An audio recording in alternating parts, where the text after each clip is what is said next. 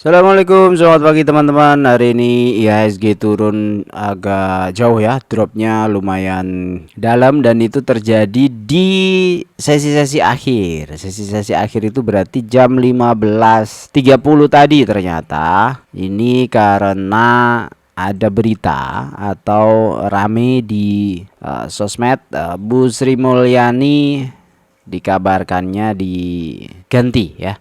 Teman-teman pasti udah update lah, banyak update dari berita-berita, kemudian dari sosmed ya. Ya ini beliau sudah lama. Kalau saya ngelihat sih bisa jadi, menurut saya sih nggak mundur ya. Nama tokoh-tokoh seperti Bu Sri Mulyani itu salah satu yang tough itu tangguh dalam menjalani tugas-tugas ya. Kalau nggak diganti atau kalau nggak di reshuffle ya, menurut saya sih beliau termasuk orang yang jika dikasih kepercayaan dia akan pegang lah ya. Kalau dari sisi refreshment dari pemerintahan, menurut saya oke-oke aja. Karena dari zaman Pak Jokowi 2 periode, kemudian Pak Prabowo nerusin, Menteri Keuangannya ya hanya Bu Sri Mulyani gitu. Dan kondisi keuangan negara menurut pandangan secara awam bagi seorang rakyat seperti saya ya tidak keren-keren amat, nggak keren-keren amat. Utang nambah ya, pajak lumayan banyak ya, tinggi. Kemudian apalagi, efisiensi anggaran juga biasa-biasa saja. Terobosan-terobosan atau ide-ide terbaru ya belum dirasakan lah. Saya nggak tahu kalau di lingkungan internal beliau seperti apa, tapi kita sebagai seorang rakyat sih belum merasakan sesuatu yang signifikan gitu dari peran Menteri Keuangan di era Bu Sri Mulyani ini, apalagi di akhir-akhir ini ya, akhir-akhir masa ini ya. Dan bisa jadi market juga ada beberapa yang mengamankan dulu. Saya nggak tahu besok seperti apa, tapi melihat analisis, melihat apapun yang menjadi pertimbangan di pasar saat ini, ya selalu 50-50 sih. Tapi menurut saya ini sesaat saja gitu. Saya nggak tahu apakah akan bertahan 1 minggu, apakah bertahan 2 minggu, ataukah hanya 1 hari saja. Kita nggak ada yang tahu.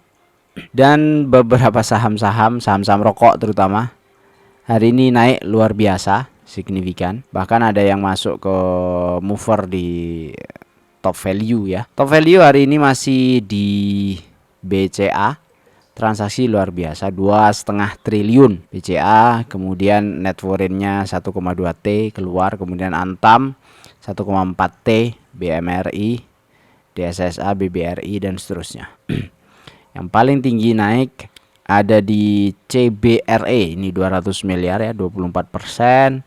Kemudian laju, ini enggak terlalu ini, bentar ya, maka tadi ada. Nah ini HMSP terbang hari ini plus 17%. Mungkin karena Bu Sri Mulyani dicopot, jadi pajak-pajak cukai-cukai enggak ada potensi enggak dinaik-naikin lagi gitu ya.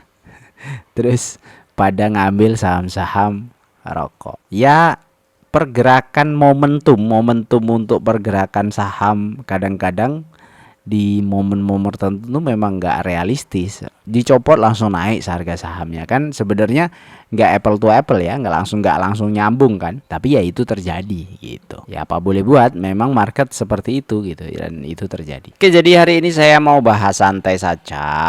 Ada yang kemarin minta atau request bahas Bird Bank secara fundamental dan prospek kedepannya gimana dari Bang Ahmad Azhar ya. Nah, kita bahas dulu ini sebelum IPO saya belum bahas lah.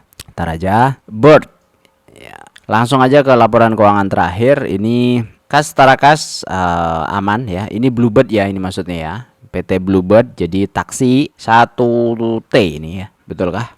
Dalam jutaan rupiah, betul ya. Kasnya 1 triliun loh, perusahaan taksi kasnya 1 triliun, gede itu, gede banget. Total aset lancar 7T, total asetnya 9T, jadi naik 1 triliun. Naik yang paling signifikan itu ada di aset tidak lancar, di mana aset tidak lancar itu itu di aset tetap ya, 6,4 ke 6,9, 500-an miliar. Kemudian aset lancarnya 179 ke 188, 100-an miliar. Jadi lumayan ya, naik 500-an miliar secara total aset. Bagus. Kemudian dari pendapatan bagus ya, pendapatannya naik 2,6 T. Gila nih. Taksi ya, berapa nih? 6 bulan, 6 bulan. Revenue-nya 2,6 T. Jadi jangan sepelekan transportasi, jangan sepelekan angkot mengangkot ya. Kalau Anda di rumah atau ayah, ibu punya bisnis angkot atau punya bisnis taksi, benchmarknya ada nih, Bluebird ya. Nah dari sini kemudian laba usaha naik, kemudian laba sebelum pajak itu juga naik, laba komprehensif naik, bagus ya, bagus-bagus saja. Nih laba per saham juga naik nih 30-an%. Kemudian saldo laba yang belum ditentukan penggunaannya juga dari 2,7 di 2024 bulan Juni menjadi 3,08, dan itu bagus, naik. Arus kasnya juga naik. Jadi ini gambaran perusahaan yang luar biasa bagus secara perkembangannya. Jadi kesimpulannya Bluebird ya bagus. Kalau dilihat di screener kita gimana ya, kondisinya seperti ini. Ini yang satu rumpun ya, yang saya satu rumpun ini sudah update terbaru hari ini. Bluebird turun 0,6%. Ini kita lihat chartnya ya, ini turun sedikit ya, 0,6%. Yield potensi dividennya adalah 7,6%. Ya, EPS terakhir 262 dengan payout rasio 51. Dia potensi bagi dividennya 135. 135 dengan harga sekarang sekitar 7,6%. Di bawahnya ada siapa? Ada Bayu, ada Elsa, ada Auto. Ya, Auto hari ini naik 0,8, Elsa hari ini turun 1,6%. Jadi rata-rata atau sama, kira-kira mirip. Yieldnya mereka itu sekitar 7,3 sampai 7,6%. Ya, masih di bawah 8%, tapi ini sudah di atas bunga deposito ya. Jadi sudah cukup bagus, dan banyak sebenarnya perusahaan-perusahaan pilihan yang bisa kita pilih di atas itu supaya nanti bisa mengisi simulasi dividend for living kita. Jadi dengan Bluebird 7,6% tadi kita alihkan ke 7,6, nabung 2 juta per bulan itu selama 25 tahun. Nanti yieldnya atau total akhir investasi sekitar jadi 2,4 miliar. Dividen setahun 186 juta atau 15 juta per bulan. Nah, kalau targetnya 18 juta, sebenarnya belum ke hit, harus ditambahin. Bisa jadi nabungnya enggak 2 juta tapi 3 juta per bulan. Nah, tuh baru ke hit di 18 jutaan ya. Karena yieldnya kurang gitu. 7,6 ini walaupun masih di atas bunga deposito, tapi kalau target kita seperti ini itu kurang. Kalau yieldnya nggak ditambahin, ya paling tidak tabungannya yang ditambahin, karena target kita itu amount ya. Target kita bukan yield tapi amount. Amount itu apa? Nominal ya. Nominalnya 18 juta itu yang kita inginkan sebulan itu bisa kita terima kan gitu. Ya, satu hal ya teman-teman untuk hari ini ya, tadi Bluebird sudah ya, jadi sudah masuk review, jadi cukup harusnya cukup ya, sudah bisa dapat gambaran di situ. Dan dengan IHSG yang bergerak seperti ini, sebenarnya ini peluang untuk besok. Walaupun secara volume sebenarnya hari ini tuh volumenya di bawah rata-rata. Rata-rata 36, hari ini tuh 34 billion volume. Kalau amountnya, value-nya sekitar 17 T ya. Rata-ratanya 18, rata-ratanya 17,6 T. Hari ini value-nya 18,5 T. Value-nya cukup gede walaupun volumenya itu masih di bawah rata-rata. Tapi value cukup gede. Berarti kalau value-nya cukup gede, harga sahamnya itu cukup mahal-mahal, atau uangnya yang keluar itu cukup mahal-mahal. Dan asing masih lanjut terus. Nah, dengan kondisi tadi ya, Bu Sri Mulyani yang mundur, kemudian perannya apa sih sebenarnya dalam struktur keuangan kita? Di Bu Sri Mulyani itu banyak dipercaya oleh pemegang hutang, ya.